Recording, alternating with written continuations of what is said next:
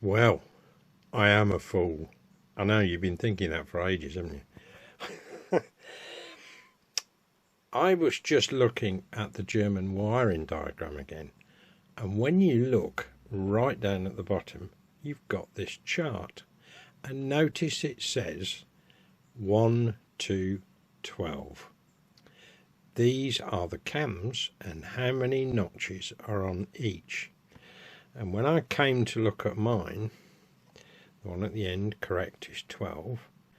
Then for some reason, it jumps to 7. I'm not even convinced that's off the right machine. Then it goes to 11, 10, and basically follows down. Now, if you look at, I'm going to have to look myself. If you look at 6 and 7 in particular, look how many notches should be on those. Loads. And I've only got one on each. No wonder I'm having problems. Most of the rest sit in the right order. 1, 2, 3 and 4, they're all bang on. 5's fine. As soon as I get to 6 and 7, they're wrong. And where this one comes from, I don't know. I suppose it will become more obvious as I assemble the thing. But that's what they are. They denote all the notches.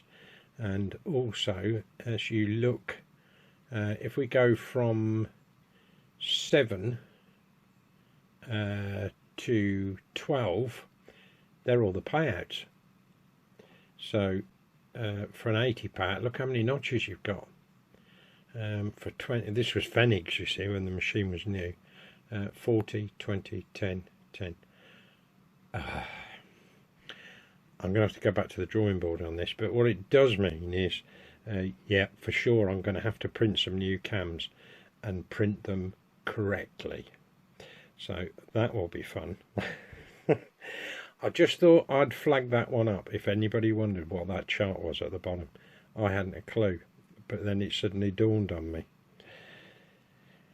Right, okay. Well, I've just thrown this video in late at night. There it goes. Oh, and don't forget to subscribe.